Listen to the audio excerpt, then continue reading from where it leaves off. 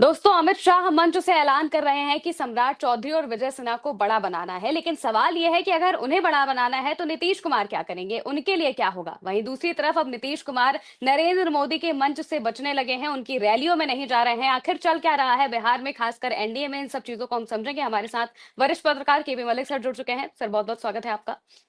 धन्यवाद महिमा जी। सर, देखा हमने कि अमित शाह मंच से कह रहे हैं कि सम्राट चौधरी को आप जिता दीजिए, उनको हमें बहुत बड़ा बनाना है, मोदी जी उनको बहुत बड़ा बना देंगे। सेम यही बात वो विजय सिन्हा के लिए भी कह रहे हैं। तो सम्राट चौधरी, विजय सिन्हा या फिर नित्यानंद राय, बीजेपी की पसंद क्या है आखिर?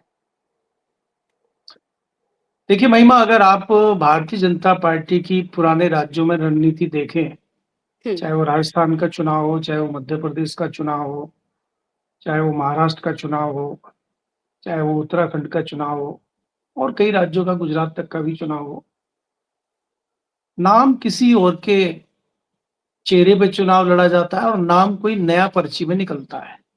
ये हम्म। भारतीय जनता पार्टी की रणनीति है।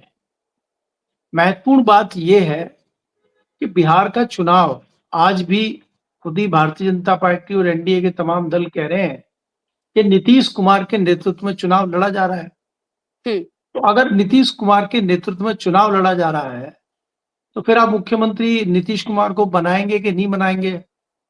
आप किसको मुख्यमंत्री बनाएंगे? क्या इसकी जानकारी आपको नहीं देनी चाहिए? हम्म। इससे क्यों भारतीय जनता पार्टी बच रही है? क्या भारतीय जनता पार्टी ने शाम धाम और षड्यंत्र करके अपनी तैयारी कर ली है? जिस तरह से भारतीय जनता पार्टी की बॉडी लैंग्वेज बता रही है, उसके नेताओं के रिएक्शन आ रहे हैं, उससे ये लगता है कि भारतीय जनता पार्टी बहुत आश्वस्त है महाराष्ट्र और हरियाणा की तर्ज पे कि सरकार उसी की बनने हम्म। जा रही है। इसीलिए वो विपक्ष और बाकी लोगों को छोड़िए, पीके को छोड़िए जिसको वो खुद भेजा था उन्होंने, और खुद बिहार उन्होंने अपने साथ लड़ने के लिए अपनी उसमें शामिल उसको किया था रणनीति में, उसको तो छोड़िए आप। नीतीश कुमार का आप कहीं ज़िक्र नहीं कर रहे हैं और हम्म। रटाया-रटाया खास कर। मैनिफेस्टो आपने जारी कर दिया है और 30 सेकंड भी पूरे नहीं होने दिया है। और हम्म। कौन पढ़ के सुना रहे हैं? डिप्टी सीएम नीतीश बिल्कुल। कुमार जी के मुँह के ऊपर टेप लगी हुई है। तो हम्म। ये जताता है कि 2 चीज़ें हमें दिखाई दे रही हैं बिहार के चुनाव में।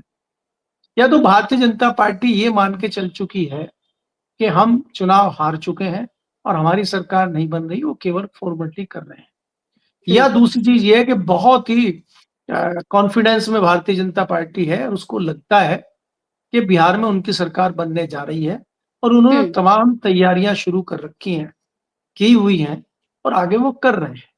अगर हम्म। आप देखेंगे जिस प्रकार से चुनाव आयोग अपनी प्रक्रिया कर रहा है, दूसरी तमाम एजेंसियां वहां लगी हुई हैं, भारतीय जनता पार्टी के आसपास के तमाम राज्यों के सांसद, विधायक, मंत्री, केंद्रीय हम्म। मंत्री वहां पर डेरा डाल के बैठे हुए हैं। तो भारतीय जनता पार्टी जो धरातल पे अपनी रणनीति करती है, उसमें कहीं न कहीं उसको इस तरह की खबरें हैं कि हमारी सारी तैयारियां हो चुकी हैं। दूसरी, आप चुनाव में जो चुनाव आयोग की प्रक्रिया है, वो आप देख ही रहे हैं पिछले 6 महीने से बिहार में क्या हो रहा हम्म। है। तो उनको किसी से पूछना नहीं है, किसी को कहना नहीं, किसी से डरना नहीं है। बेशर्मी से चुनाव आयोग भी उनका साथ दे रहा है। तो मुझे लगता है कि बहुत ज़्यादा कॉन्फिडेंस में भारतीय जनता पार्टी है। इसीलिए वो ना नीतीश कुमार की चिंता कर रही है, ना किसी चिराग पासवान की कर रही है और वो आगे हम्म। बढ़ रही है। जिस प्रकार से अहम के साथ उन्होंने अपना मैनिफेस्टो जारी किया है हम्म। और 30 सेकंड भी पूरे नहीं हुए, फ़ोटो खींचा और तुरंत निकल लिए।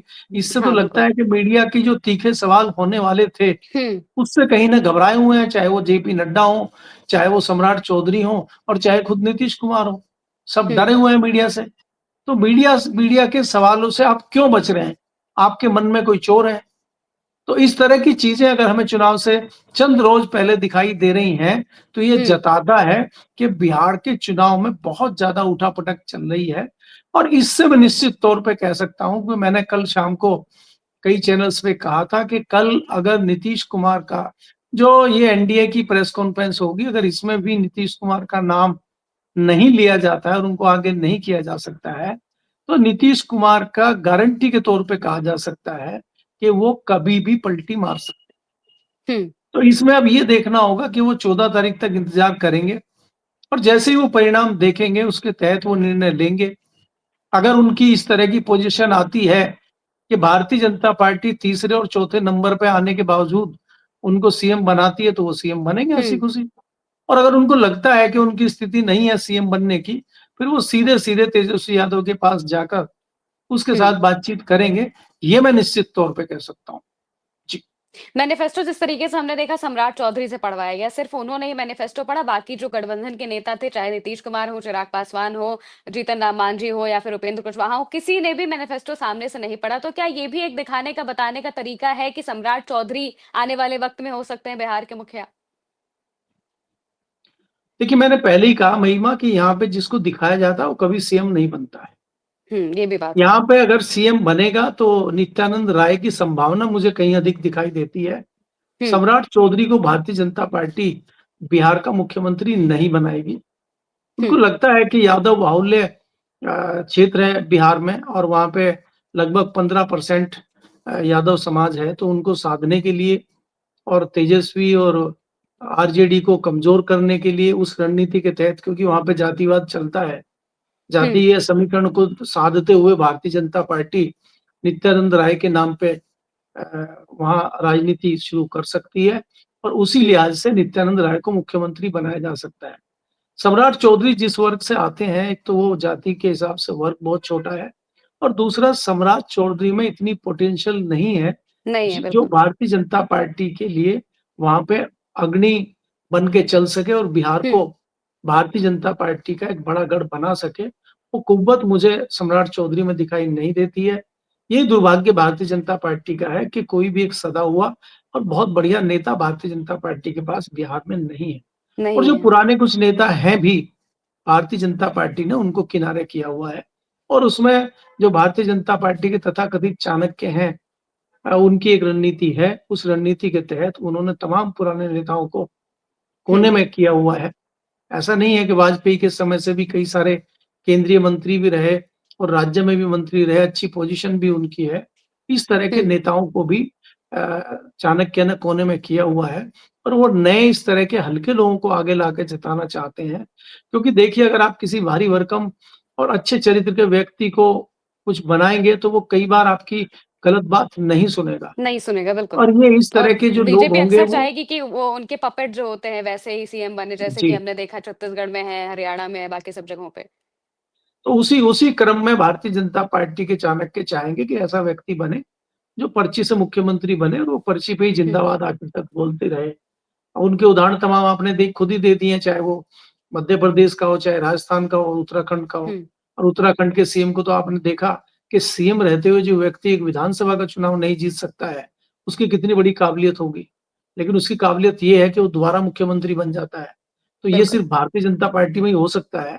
किसी हुँ। और सियासी दल में इस तरह की संभावना मुझे नज़र नहीं आती। जी। बिल्कुल, और वहीं दूसरी तरफ देखा जाए तो अब नरेंद्र मोदी के साथ जिस तरीके से हमने पहले भी जब बात की थी, तो आपने इस बात का ज़िक्र किया था कि नीतीश कुमार अब उनसे कटने लगे हैं, वो मोदी के साथ रैलियों में नहीं दिखाई देंगे। बिल्कुल वैसा ही देखने को मिला, 2 रैलियों में नहीं गए, मुज़फ्फरपुर और छपरा में नरेंद्र मोदी ने रैली की, लेकिन वहाँ पर नीतीश कुमार नहीं होते हैं मंच पर और ना ही उनके बारे में बहुत ज़्यादा बात होती है नरेंद्र मोदी की तरफ से। तो क्या नीतीश कुमार ये सारी चीज़ें समझ रहे हैं कि ये क्या करना चाह रहे हैं, इस वजह से अब वो सीधा कह रहे हैं कि भई अब हमें नहीं मतलब आपसे, आप अपना करो, हम अपना करेंगे? देखिए महिमा, कहीं न कहीं नीतीश कुमार को एक ये आभास था या अंदाज़ा था या उनको एक इस तरह का लग रहा था कि शायद प्रधानमंत्री मोदी अपनी पहली रैली में उनके नाम की कोई घोषणा कर सकते हैं, इसलिए वो इंतज़ार हुँ, कर रहे थे। और आपको याद होगा कि जो पहली प्रधानमंत्री की रैली हुई थी, उसमें मंच पे नीतीश कुमार आए भी थे। हुँ, लेकिन वहाँ पे भी मोदी जी ने उनका नाम नहीं लिया और मोदी जी ने ये कहा कि एनडीए का ही मुख्यमंत्री बनेगा। तो हुँ, इससे कहीं न कहीं नीतीश कुमार की जो एक भ्रम की स्थिति थी वो साफ हो गई और उनका जो दिमाग में ये था कि कहीं न कहीं हो सकता है कि अमित शाह अपने लेवल पे राजनीति कर रहे हों और मोदी जी इस राजनीति में शामिल ना हो और वो शायद हुँ, किसी रैली में मेरे नाम की घोषणा कर दें। इस तरह का जो उनका अंदाज़ा था, वो अंदाज़ा उनका टूट चुका है। अब नीतीश कुमार को समझ में आ गया है कि और नीतीश, देखिए एक चीज़ महिमा जी और आपको समझनी होगी कि नीतीश कुमार के पास ना कोई चारा है और ना नीतीश कुमार का कोई रास्ता बचा हुआ है। हुँ, नीतीश कुमार के जो सहयोगी हैं, नीतीश कुमार के जो संगी साथी हैं, नीतीश कुमार के जो कैबिनेट है, नीतीश कुमार की जो पार्टी के कार्यकारी लोग हैं, वो सब भारतीय जनता पार्टी से कहीं न कहीं किसी प्रकार से जुड़े हुए हैं। और हुँ, जो 2 क्रांतिकारी मेन हैं नीतीश कुमार के बाद, चाहे वो संजय झा हों और चाहे वो लल्लन सिंह हों, जो मेन क्रांतिकारी दोनों हैं उनके बाद, हुँ, जो हर जगह दिखाई देते हैं, वो भारतीय जनता पार्टी से उनकी नज़दीकियाँ, भारतीय जनता पार्टी से उनकी गुपचुप साठ-गाँठ किसी से छुपी हुई नहीं। तो इस चीज़ का आभास भली-भाँति नीतीश कुमार को भी है और इसीलिए नीतीश कुमार कोई बड़ा एक्शन लेते हुए मुझे नहीं दिख रहे हैं, क्योंकि उनको पता हुँ, है कि अगर वो कुछ भी हलचल करेंगे, कुछ भी करेंगे, तो पार्टी चुनाव से पहले ही टूट जाएगी। टूट जाएगी। और अब वो पार्टी को तुड़वाना नहीं चाहते हैं। हुँ, ये बात उनको निश्चित तौर पे ज़ाहिर हो चुकी है कि अब उनकी पार्टी का अंतिम समय चल रहा है। अब टूटे पार्टी या चुनाव के बाद हुँ, टूटे, ये निश्चित है। और नीतीश कुमार की पार्टी के अधिकतर लोग आरजेडी में जाएँगे, क्योंकि नीतीश कुमार के साथ जो आदमी हैं, वो भारतीय जनता पार्टी की मानसिकता से बहुत ज़्यादा जुड़े हुए नहीं हैं। वो हुँ, कहीं न कहीं अ, ओबीसी या दलित समाज से आते हैं और वो हुँ, नीतीश कुमार के बाद अगर दूसरे नंबर पे किसी को पसंद करते हैं, तो आरजेडी, लालू और तेजस्वी को पसंद करते हैं। तो बड़ी हुँ, तादाद में नीतीश कुमार के जो फॉलोअर हैं, वो आरजेडी के साथ जा सकते हैं। इसी चक्कर में Bharatiya Janata party clear cut भी मना नहीं कर रही है नीतीश कुमार को, नहीं तो वो नीतीश कुमार को साफ-साफ भी मना कर सकते थे। तो हुँ, इसीलिए नीतीश कुमार भी इस चीज़ को जानते हैं के चुनाव तक रुका जाए और परिणाम एक बार देख लिया जाए और परिणाम के बाद वो पटकी भी मारेंगे, पलटी भी मारेंगे और हुँ, वो भी हुँ, अपनी राजनीति के वो भी माहिर खिलाड़ी हैं, वो कोई नए ऐसे नहीं है कि जैसे हम कई बार ज़िक्र करते हैं कि महाराष्ट्र के शिंदे उनको बनाया जा सकता है। शिंदे बिल्कुल। में और नीतीश कुमार में बहुत ज़्यादा फ़र्क मैं मानता हूँ। नीतीश कुमार बिहार की राजनीति के नहीं, केंद्र की हुँ, राजनीति के भी मंजे हुए खिलाड़ी हैं। वो कई बार केंद्र में भी मंत्री रहे, बिहार में लंबे समय से मुख्यमंत्री हैं। और कहीं न कहीं उनकी पुरानी दोस्ती लालू के साथ रही है। सियासी मतभेद ज़रूर होते रहे हैं, लेकिन आपसी मतभेद उनके इस लेवल तक गए हों कि वो एक-दूसरे से बात ना कर सकें, एक-दूसरे हुँ, का सहयोग समर्थन ना ले सकें। इतने तल्ख़ रिश्ते उनके हैं, मैं ये नहीं समझता हूँ। क्योंकि आपको ये देखना होगा कि ये जो तल्ख़ी बढ़ी है नेताओं में आपस में और जो हुँ, दुश्मनी बढ़ी है, ये पिछले 1 दशक में हम देख रहे हैं। 1 हाँ, दशक से पहले इस तरह की संभावनाएँ कहीं नहीं होती थी। आप भले ही अलग-अलग दल में रहे हों, आप एक-दूसरे के ज़रूरतों में काम आते थे और मैं तो आपको एक हुँ, ऐसा एग्ज़ाम्पल देता हूँ जो खुद मेरी आँखों के सामने हुआ। ये 2009 के चुनाव 2004 के चुनाव की घटना है।